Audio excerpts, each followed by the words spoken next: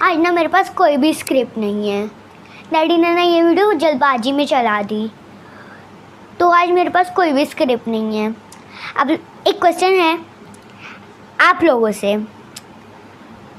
आपको अच्छा लगता है जब मैं आती हूँ थोड़ी बहुत मस्ती करती हूँ? आपको अच्छा लगता है? कमेंट सेक्शन में लिख के बताना। Let's go to the daddy's video. Bye.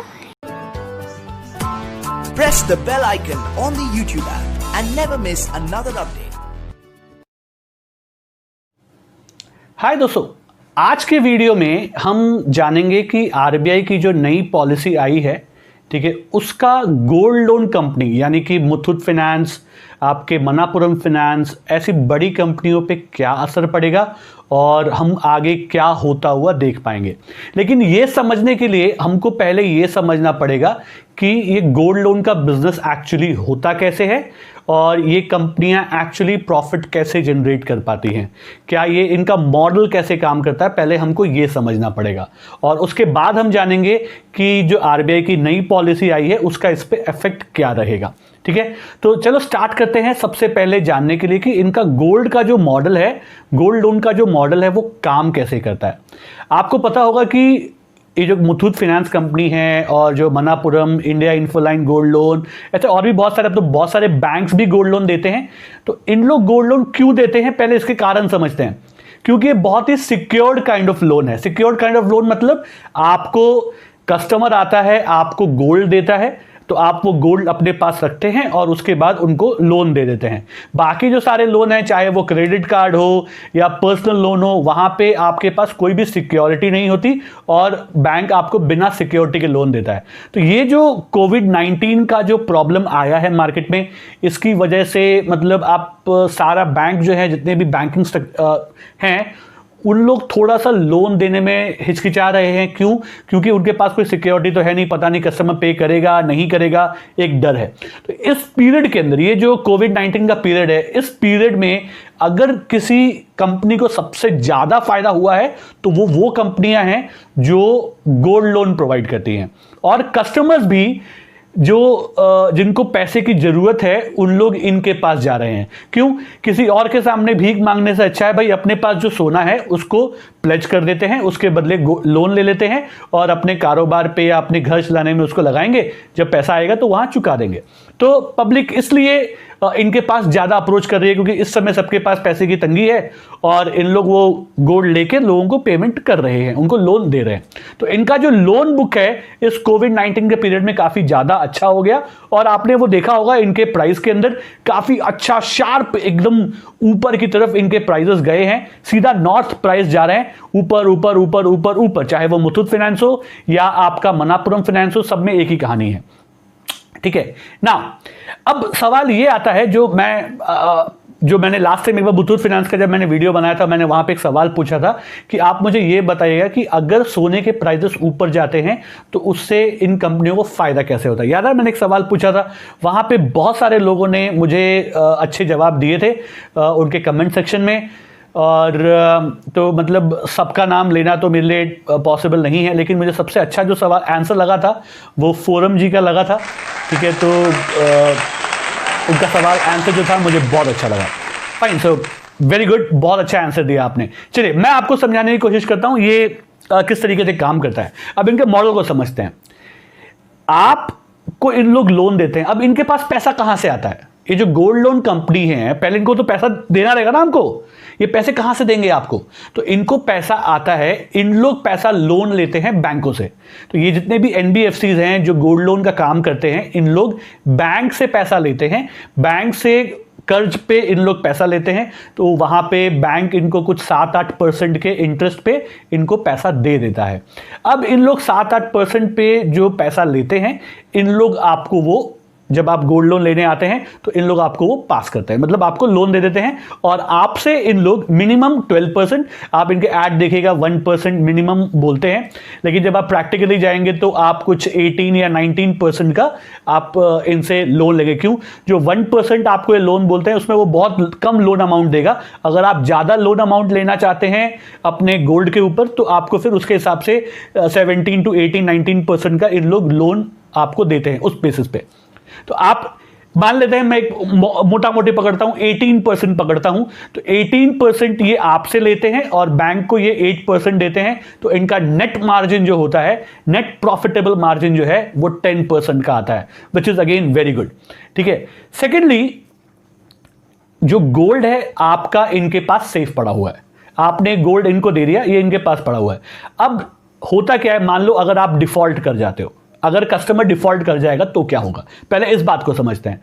अगर आपने कोई भी कस्टमर गोल्ड लोन लेते ही सेम टाइम पैसा देना बंद नहीं करता, 2-3 बार पेमेंट करेगा, 4 बार पेमेंट करेगा, उसके बाद हो सकता है शायद वो पेमेंट ना करे। अगर वो पूरा पेमेंट करके जो 12 महीने का टेन्योर है, 24 महीने का टेन्योर है, उसमें पे करता है तो काफी अच्छा इंटरेस्ट पे कर देता है। लेकिन मान लो 3-4 महीने में पे कर दिया तो भी इंटरेस्ट पे कर रहा है, और अगर नहीं पे किया तो मान लेते हैं उसने 4 महीने का जो पेमेंट है वो तो किया ही, और उसके बाद जो गोल्ड है वो उनके पास है, सोने के दाम ऊपर जाएंगे तो वो गोल्ड का जब ऑक्शन करेंगे तो उनको उससे और ज्यादा पैसे मिल जाएंगे। आपको उन्होंने 1 लाख रुपए दिए, 1 लाख रुपए दिए थे, और मान लेते हैं गोल्ड की वैल्यू 1.5 लाख थी, आप 1 लाख रुपए का डिफॉल्ट आपने कर दिया, आपने मान लो 10-15 हजार भरे होंगे, उसके बाद आपने पेमेंट नहीं किया, कोई प्रॉब्लम नहीं है। अब 2 महीने के बाद या 4 महीने के बाद आपकी जो गोल्ड की वैल्यू है 1.5 लाख हो गई, तो इसका ऑक्शन करके इनको 1.5 लाख रुपए मिल जाते हैं।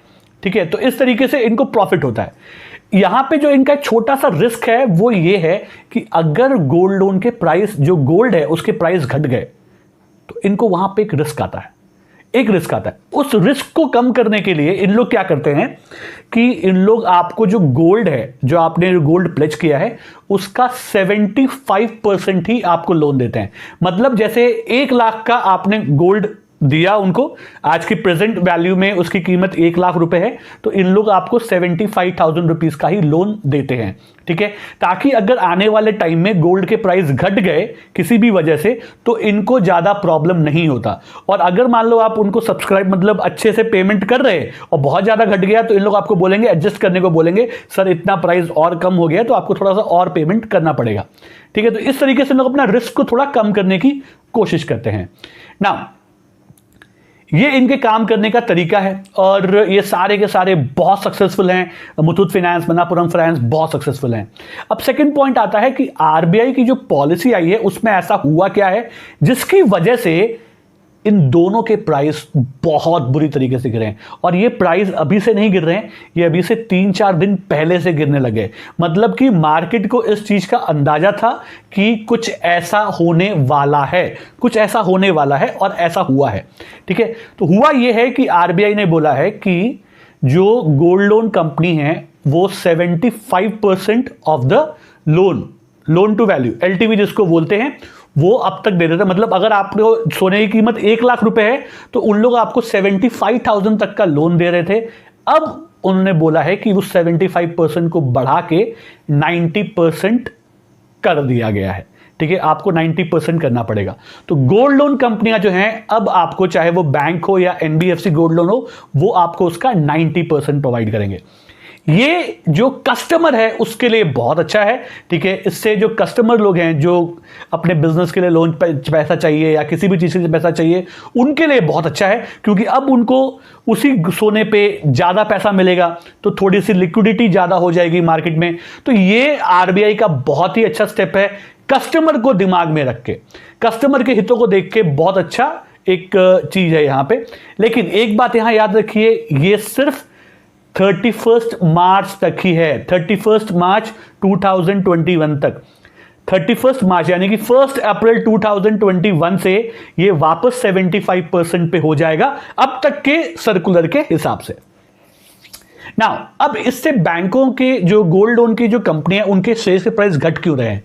क्योंकि अब आप समझिए कि अगर जो इन लोग 75% का जो आपको लोन देते थे, तो 25% का इनको एक बफर मिलता था कि अगर प्राइस घट गए गोल्ड के तो इनके पास उतनी थोड़ी सेफ्टी रहती थी।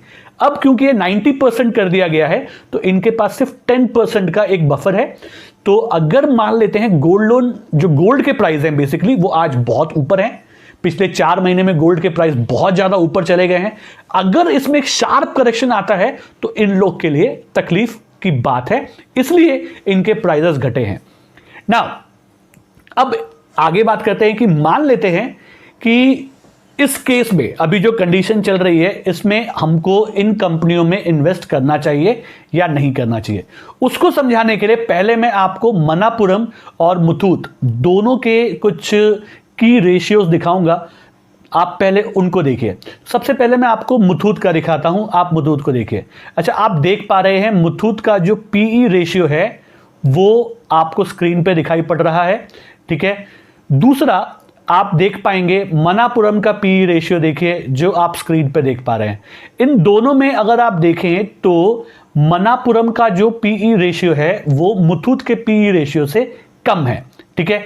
अगेन मुथूट जो फाइनेंस कंपनी है वो मार्केट कैपिटलाइजेशन में मनापुरम से बहुत बड़ी है, ठीक है, बहुत बड़ी है। उसके ब्रांचेस भी ज़्यादा हैं। अमिताभ बच्चन उसका प्रमोशन करते हैं, वहीं मनापुरम का अक्षय कुमार प्रमोशन करते हैं, और क्योंकि इसमें एक ट्रस्ट फैक्टर का होना बहुत ज़रूरी है। नाउ अगर आप इनके ROE को देखेंगे, ROCE को देखेंगे तो दोनों के दोनों 15 के करीब हैं, ठीक है, अच्छा है। प्राइस टू बुक वैल्यू के हिसाब से मुथूट फाइनेंस थोड़ा सा एक्सपेंसिव दिखाई पड़ता है, मनापुरम ठीक दिखाई पड़ता है। तो फंडामेंटली अगर मैं बोलूं तो मनापुरम जो है इन दोनों में बेटर है। टेक्निकली अगर मैं आपको बोलूं तो मुथूट फाइनेंस जो है ज्यादा बेटर है, ठीक है। तो ये दोनों के बारे में मैंने आपको बताया। अब बात करते हैं कि इस गिरावट से, ये जो गिरावट आई है और ये जो इन्होंने जो LTV जो बढ़ा दिया गया है, इससे इनके प्राइजेस में आने वाले टाइम में क्या हो सकता है। देखो ये टेम्परेरी गिरावट है, मैं इसको एक टेम्परेरी गिरावट मानता हूं। ये कोई कंपनी में कोई घोटाला नहीं हुआ है, कुछ घपला नहीं हुआ है, ये एक टेम्परेरी गिरावट है। तो अगर आपको ये गिरावट दिखती है तो आप इसको लंबे समय के लिए, जो लोग लॉन्ग टर्म इन्वेस्टमेंट के बारे में सोचते हैं, इस गिरावट का आप यूज कर सकते हैं लॉन्ग टर्म इन्वेस्टमेंट के लिए। लेकिन सिर्फ मैं बोल रहा हूं इसलिए आपको इन्वेस्टमेंट नहीं करना है। आप अपने एडवाइजर से बात कर सकते हैं, अपना खुद का टेक्निकल एनालिसिस कर सकते हैं इन कंपनियों पे, ठीक है।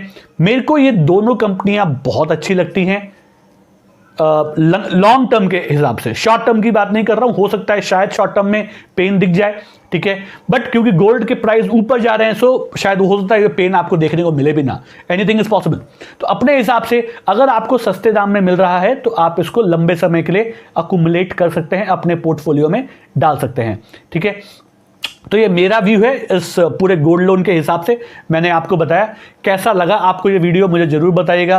कोई भी सवाल है यहाँ पे तो आप हमें कमेंट बॉक्स में लिख के बता सकते हैं। फिर आपसे बहुत जल्दी मुलाकात होगी, तब तक के लिए सीखते रहिए, कमाते रहिए, खुश रहिए।